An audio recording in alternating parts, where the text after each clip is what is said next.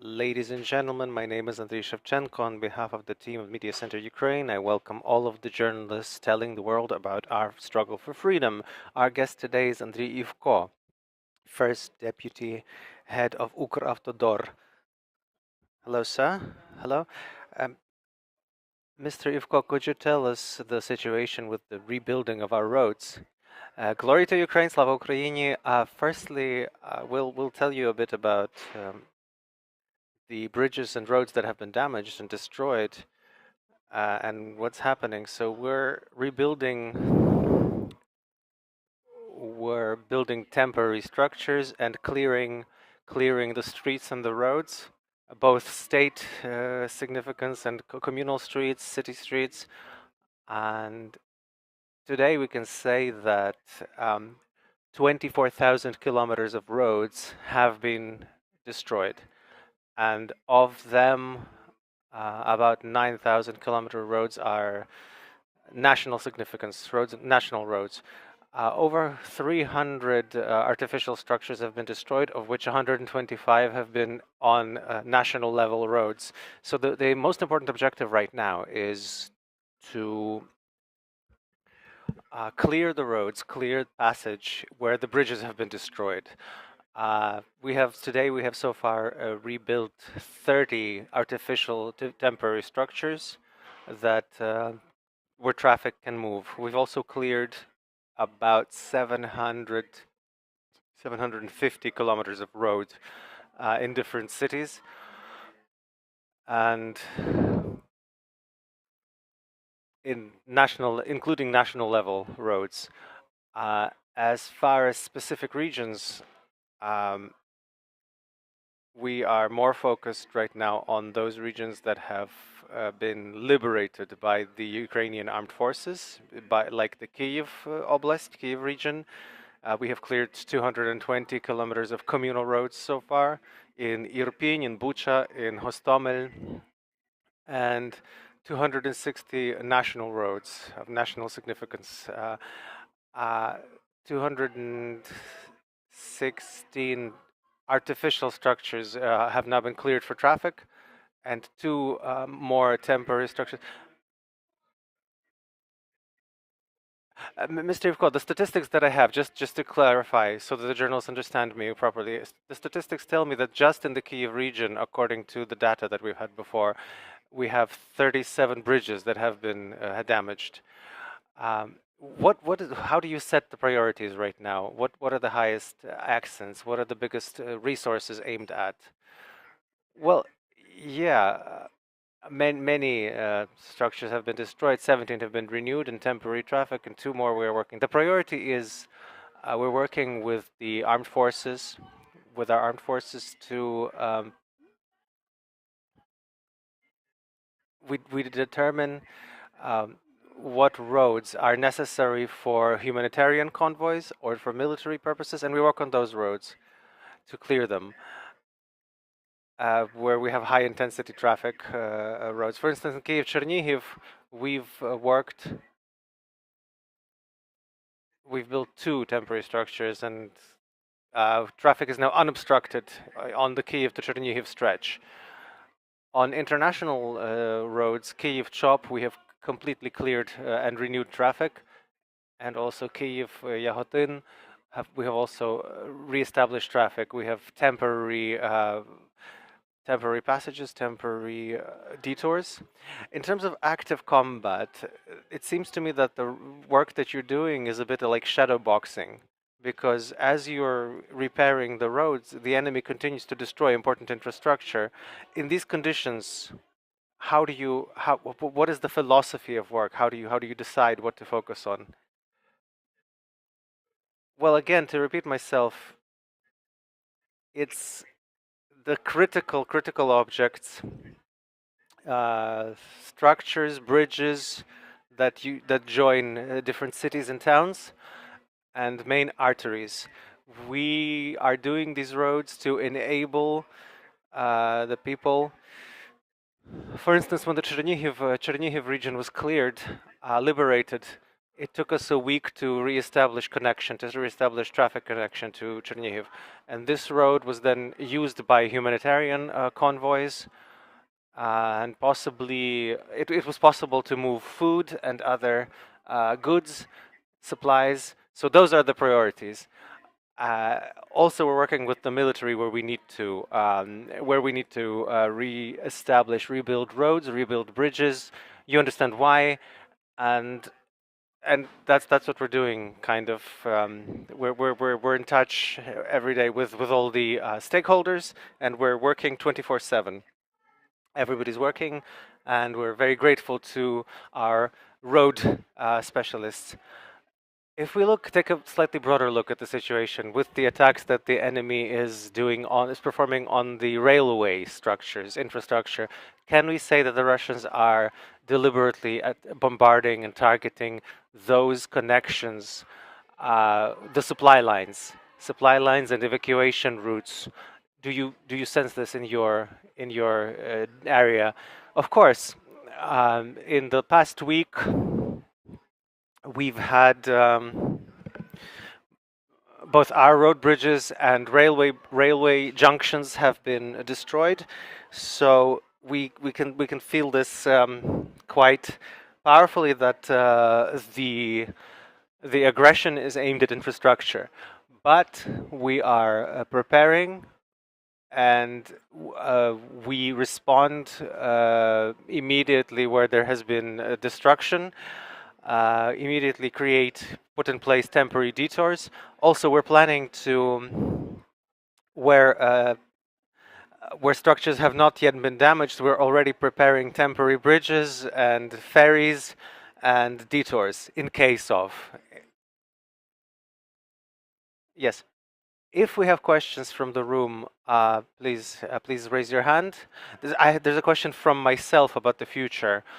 What are the plans of Ukravtodor? How would they change what do they plan to change in their work after victory in the future? Prior to the war,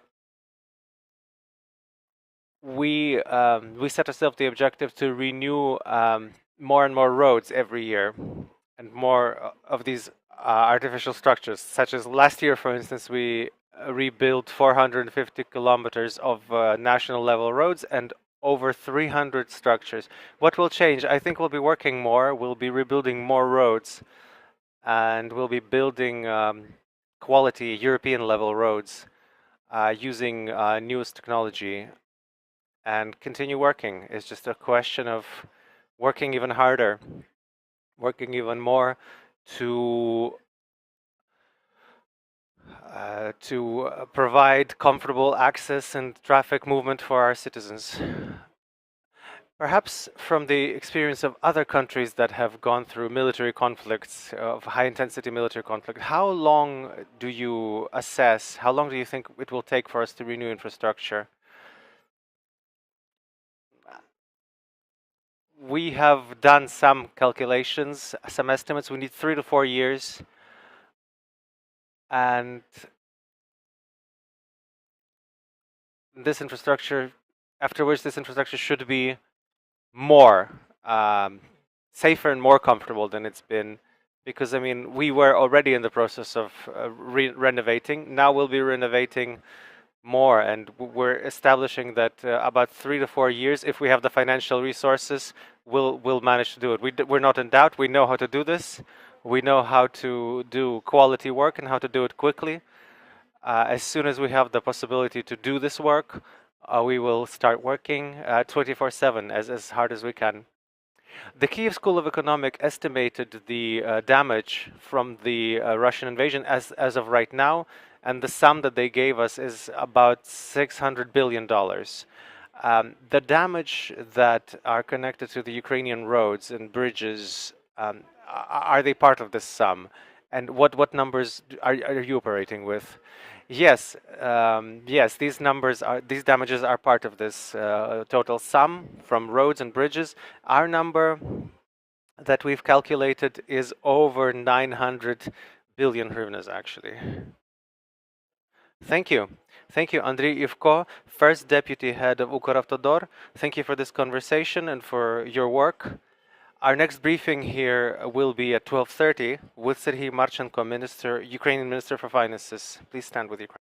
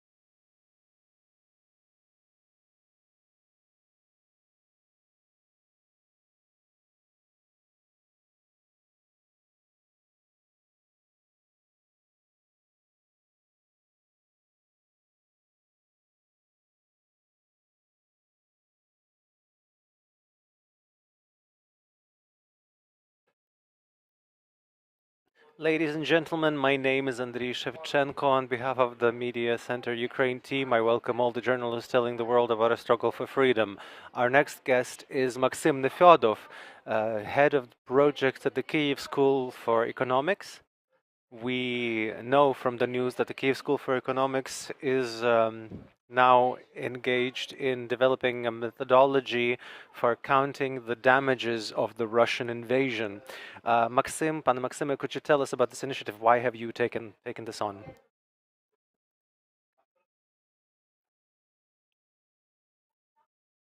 Dear colleagues, hello. Actually, starting from the second day of the war, or at least the active stage of the war, that's been actually going on since 2014. The Kyiv School for Economics, along with the Office of the President and the Ministry for Economics and the Infrastructure Ministry and other state government bodies, have started calculating the damages of the brought by the Russian aggression. This is important for three reasons. Firstly, of course, we need to analyze. We need to understand what works and what doesn't work.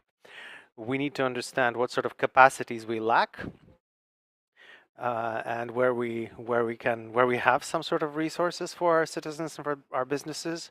The second goal is, of course, rebuilding. We have to think about recovery and rebuilding, how to recover, and not only stone by stone or brick by brick as it was, but actually how to make it better, how to make it more efficient, how to make it more accessible for the citizens. Both how the Ukrainian budget and the Ukrainian the politicians and our international partners and donors who are helping us in this war have to understand what sort of funds, in what areas, in what order, how quickly Ukraine might need in order to recover its damaged potential. The third story, of course, is the courts and reparations, compensations, reparations that we expect after the victory, of course, because evil must not remain unpunished, and we shouldn't see a situation where simply we've decided, okay, let bygones be bygones, it's all over. No. So, of course, for that, we need a registry of damage calculated according to a methodology that is recognized internationally, that has been used in other countries in similar situations during and after combat, disasters, acts of God, etc. This registry has to be detailed and verifiable. So when we say that this many buildings or hospitals or schools have been damaged, you can look at every specific school and see the photographs, testimony, satellite images. You can see the destruction. So for those, with those three ends in mind, the analysis, recovery, and court trials and reparations, this is why we do our work. This is why we update this every week. So this is sort of the bill that we have to present Russia with. Among other things, yes, it is the bill that we're supposed to settle Russia with. Of course, it's not the entire bill, because in addition to material damages, there's war crimes. This is the Hague that we've been talking about. This is the bombardment of hospitals, the barbaric killings. That is, and of course, the human rights violations, everything that has to do with deportations or individual lawsuits by those who have suffered in the war, who of course have the right to sue individually, lawsuits to the European Human Rights Court, handled by the Office of the Prosecutor General. So out of those three components, war crimes, crimes against violations of human rights, and material damages, that is the main damage of the war. However, even material damage, like I want to say, even those are separated into two types. We're looking at the physical damage of infrastructure. A bomb has fallen and damaged the school. We're not counting, we're barely starting to count the economic damages. The loss in our GDP and our export, the incomes we didn't get, the grain that our agricultural field cannot export, additional spendings on IDPs, the loss of creative and academic potential, scholarly potential. All of this has to be part of the counting. But right now, during the war, we're only looking at stone, iron, equipment, bridges, roads, power plants, etc. Questions? Microphone, please. Igor Lashenko, top lead media company. I know that among other things, our company is doing this kind of work. We're evaluating the damages by we send in drones that photograph the damage and then use particular apps and programs to see the percentage of damage and destruction, partial, completely destroyed. I wanted to ask, we're working on this now, and perhaps we can talk about this later, but how do you work with those who provide information about damages, damage, destruction? And perhaps just to broaden this question, could you tell us about the methodology itself? How do you do this? Yes, thank you for the question, because I actually wanted to use this opportunity. I wanted to use this platform to to give you some exclusive information. Just half an hour ago, we published a report on the destructions of Moshchun, on the damage of Moshchun in the Kyiv region, which was done precisely thanks to the analysis of drone footage and drone images. We have about 600 photographs that were put together into a general general panorama that was then seen used to see how the different buildings were destroyed or damaged, and then evaluate this damage. We undertake this project together with our partners. They have spent hundreds of hours for flying drones, and then putting all these photos together into a single photograph, and tying it down to geodata, and also working with volunteers in terms of recognizing this data. We can say that Moshchun, out of about 2,800 buildings, about 2,000 have been damaged or destroyed. The total sum of this damage is about 1.2 billion hryvnia. So we're talking about about $37 million. The overwhelming majority of this sum is, of course, can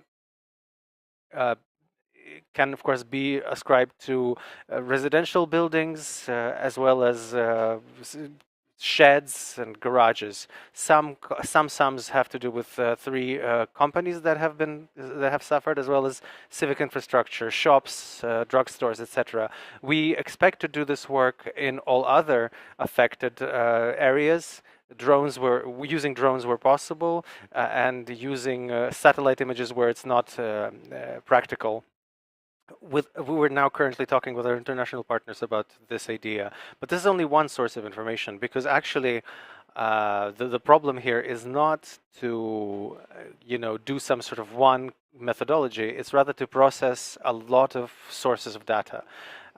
Reports from state government bodies, reports from the civilian military administration, information from vetted media, especially backed by photography and video. It's ourselves. We've created a website called damage.in.ua where people can submit this information. We've integrated with many partners, such as Dia, where people can submit information about the damaged apartments, so that they can later expect possible compensation from the state. We've integrated with the Kyiv Digital Kyiv, which is a Kyiv-based app that pulls together all of the administrative services in the capital. We're talking drones and satellite images, different partners such as Bellingcat, who collect information for other ends, for media resources, or things that where I was talking about the human rights violations. Then all of this information has to be put together. Repetitive information has to be taken apart. Information that seems unreliable or inexact or perhaps emotional should be removed, or information that hasn't been confirmed, thankfully, and the objects have not been destroyed or perhaps only slightly damaged. All of this information has to be brought together. And then together with the World Bank, step by step, we're working on a specific methodology on how to assess this damage. Of course, where possible, we try to use microdata. What is microdata? Let's say you take a destroyed company or a storehouse. You can take the financial documents of a company, and then you can see how much they've lost. In many cases, it's not possible because the tens of thousands, even hundreds of thousands of objects have been damaged. Then we look at typical buildings, let's say from the Prozoro tenders and the calculations by the Ministry for Education. We look at the price of a typical school that's been built in recent years, and we understand that this is a very nice approximation. In some cases, we use statistical methods. So as far as residential property is concerned, we look at the number of area in a particular place, locality. We have the number of people, so we have a rough number of area per person, rough price of the, and we know how much it will roughly cost to repair. Infrastructure, water supply, lighting, power, etc. Of course, there is the damage, the spending on the disassemblage. So this all gives us a nice number, which is why we have over 30 people in the project from different organizations, the Kyiv School of Economics, and many NGOs with whom we have memoranda, cooperation memoranda. I'm just worried that I might forget someone, and I don't want to insult anyone, but we have Cost Ukraine, we have Transparency Ukraine, we have the Institute for Analytics and Advocacy, the anti-corruption staff. We're working with all those different organizations in order to give as exact an assessment as possible. This work will continue for much, much longer because this is a slow step-by-step process. Where has such methodology been used before? So to this extent, it has not been used almost anywhere, because unfortunately our war is unique for the world in a negative sense of the world. It is the largest conflict since the Second World War, some elements. And so of course we're doing actually more than was done in other countries. The World Bank, for instance, uses the methodology called grade. So where we go from the objects and we count from the top, from the bottom, and we count up to the top. They look from the top. They look at the number of roads and buildings. They presented this methodology recently in Washington. We're very happy that these two methodologies are in this very nice correlation. There's only about a 10% discrepancy of the damage that has not yet been mentioned by them. So we're actually very happy with the quality of this work. Similar steps, like using satellite images, have been used in Syria, in Iraq, but the technology obviously has moved ahead, and so we have much better quality images now, and we have many more types of objects. So academically speaking, this is an innovation, and we would really like to hope that this methodology will never be needed for anyone, but in some sense it is what perhaps Ukrainian experts and Ukrainian scholarship, Ukrainian academia might contribute to the international discussion. So it seems like Ukraine is again seeming like as an innovator, kind of in spite of itself. Questions? Hello, Olesa Natcha, Ukrenergo. I wanted to ask your assessment, according to your calculations or your sense of the precision of your assessment of our losses, of our damages. That's question one. The second question, to what extent does it align with what the companies are saying? And then the second question is, what is the mechanics of taking into account international legal practices in order to submit information to international courts in future? Well, thank you. In general, we're sure that in terms of scale, our assessment is correct. Of course, it keeps getting improved. It's not just a question of counting well, but collecting precise information.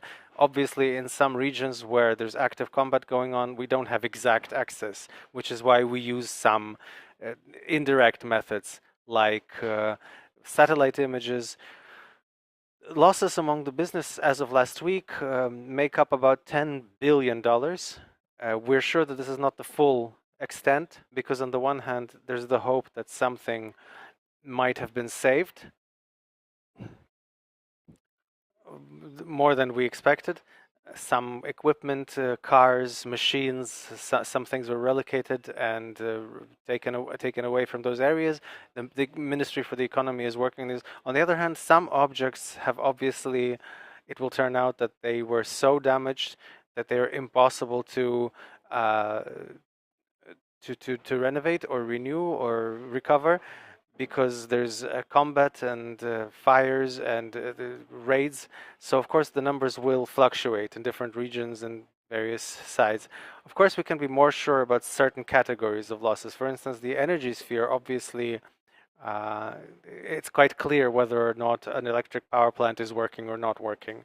There is the mechanism of signal indication, so it's quite clear very quickly. To use the analogy, is the light on or is it not? In other areas, it's much more difficult. So, for instance, in agriculture, there's a lot of damages from mining, from mines, and of course we've all seen the horrible photographs of farmers who were blown up on their tractors or technology during the simply while tilling their fields. I'm sure this situation will keep us tense for many years, based on, for instance, the experience of Croatia, and we'll only be able to establish the scale of this pollution much later. So we're sure about the scale, about the order of magnitude, but it will be clarified. But unfortunately, it will not be clarified upwards. In some categories, we hope it will be clarified downwards. As far as the legal aspect, of course, we take that into account as well, particularly the purity, the cleanliness of data. For instance, all of the photography and video that are being gathered have to be gathered with original metadata so that they can be used in courts. Information about damages has to be confirmed by testimony, by documents. Now, it doesn't have to be an absolute bureaucracy in terms of any kind of forensics, because that takes time and money. But we advise you, if you are safe and if you have the opportunity, at least photograph or video the damage and post it somehow through our site, damage.in.ua. This is our new website for this, or through Digital Kyiv, or through GIA, or any other app. All of it will come together will ultimately be pooled in the same place. It's very important that nothing is forgotten and lost, because really Russia does have to pay. To sum up, in terms of numbers, what kind of numbers are you operating with at this moment? As of last week, we assess the damage of material infrastructure at about $92 billion. The largest category is residential property, simply because there's more of it, and of course the Russians have been shelling and bombing cities with rads, with artillery, with aviation, air raids. So there's a lot of indirect damage, but also classic where the classic high-rise buildings are simply cannot be reconstructed. So they've just been totaled, which means that they have to be completely taken down, dismantled, and rebuilt. The second category is, of course, roads infrastructure, bridges, because again, it's expensive. There's lots of it. It's taken a lot of damage. It takes a lot of damage during combat. Third categories are business losses. We're talking about 10 billion.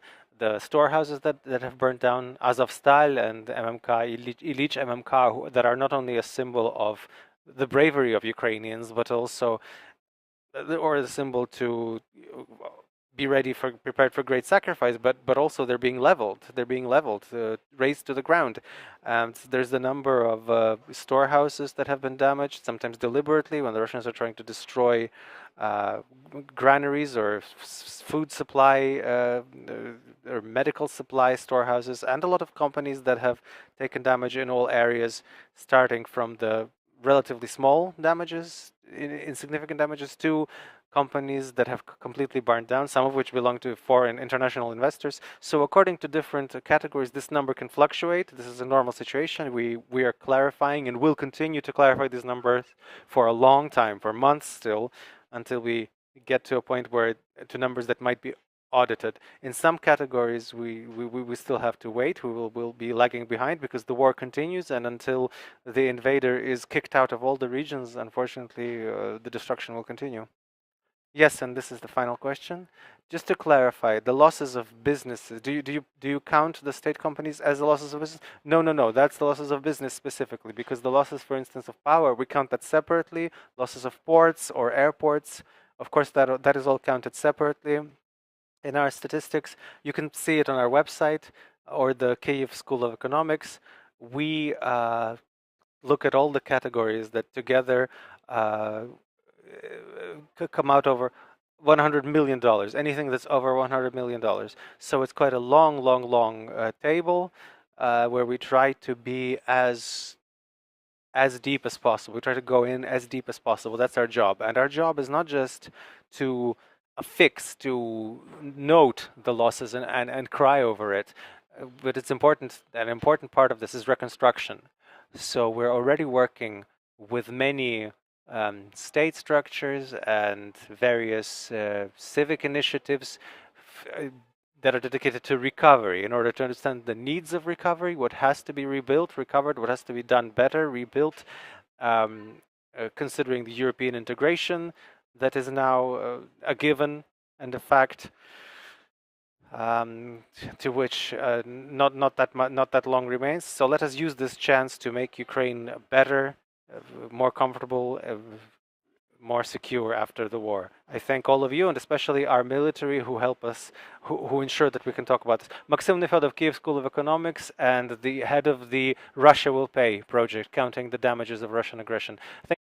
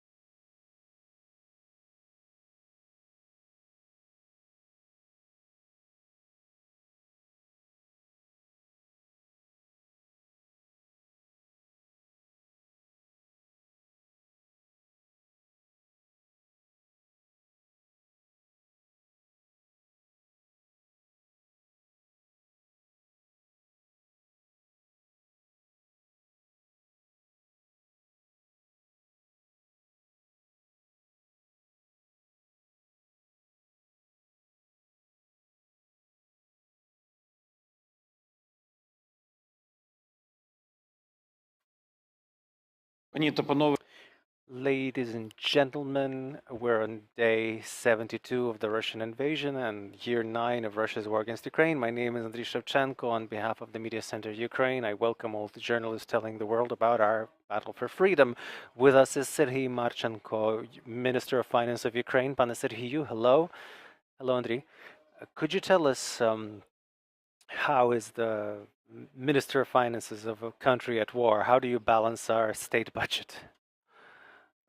Of course, a minister of finances in a country at war is not a simple job.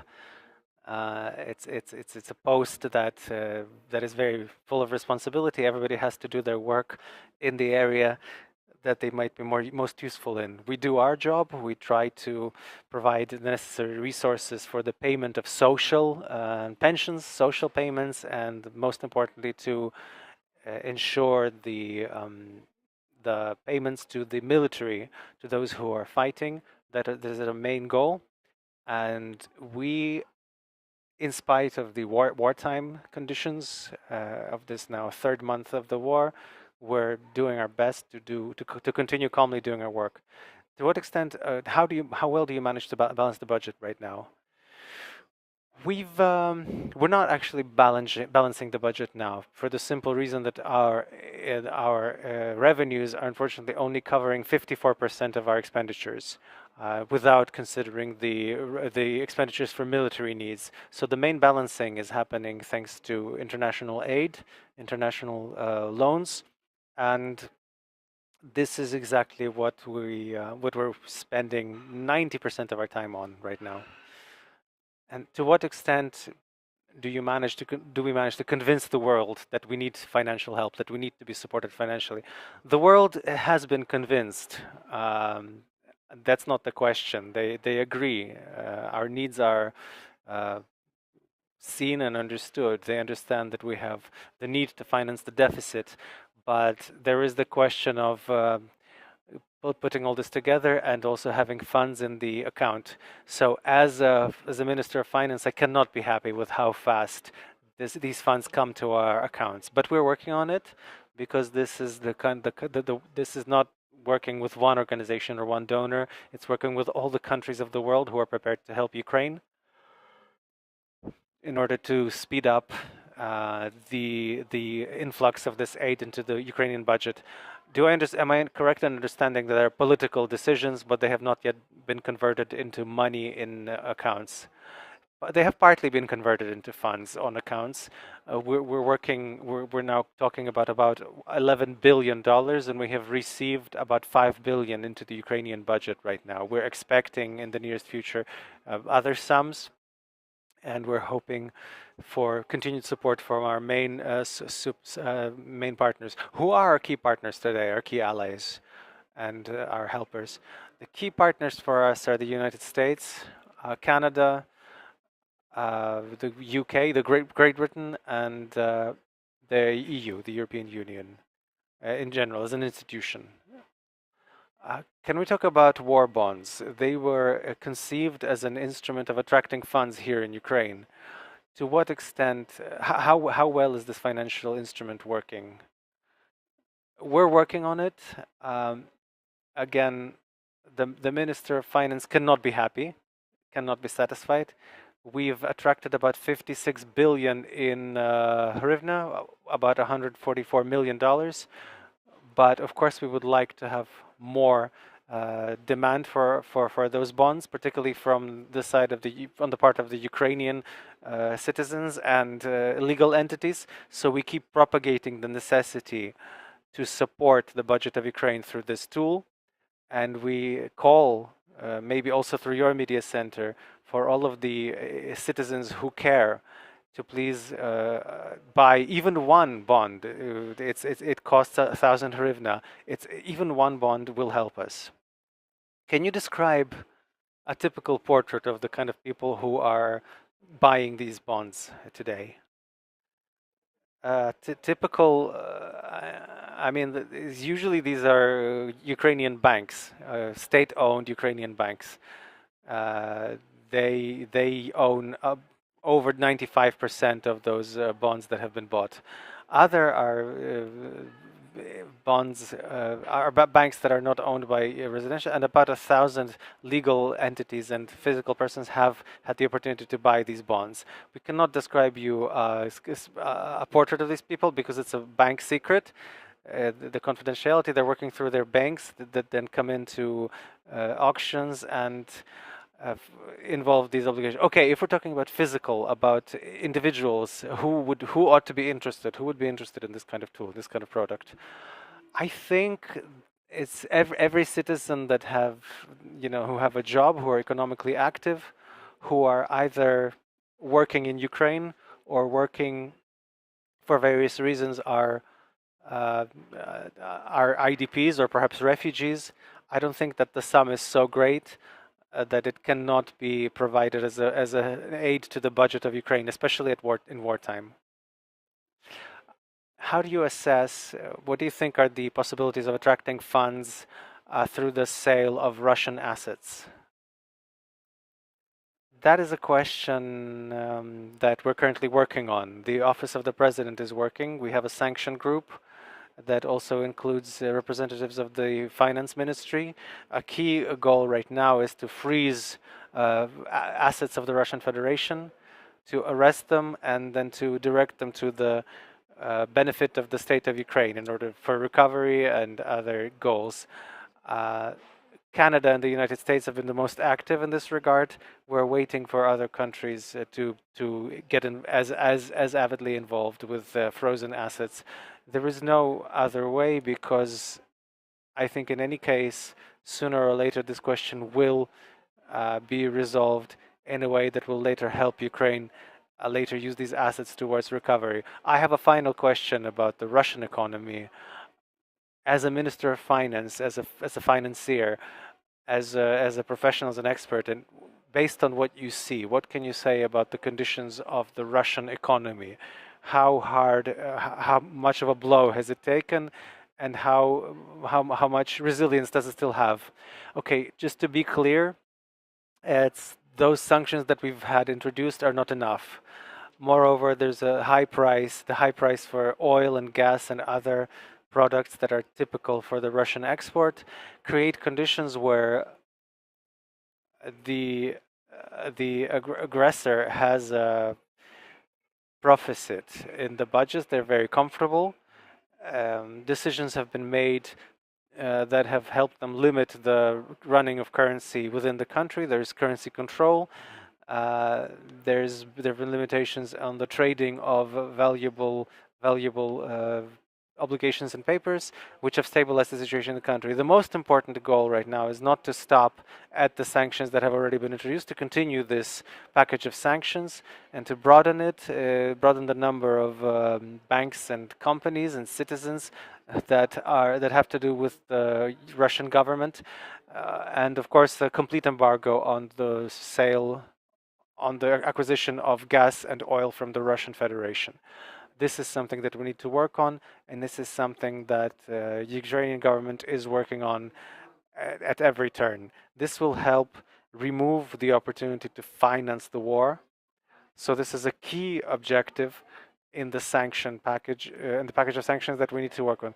Sergii Marchenko, Finance Minister of Ukraine, thank you for your time. Thank you.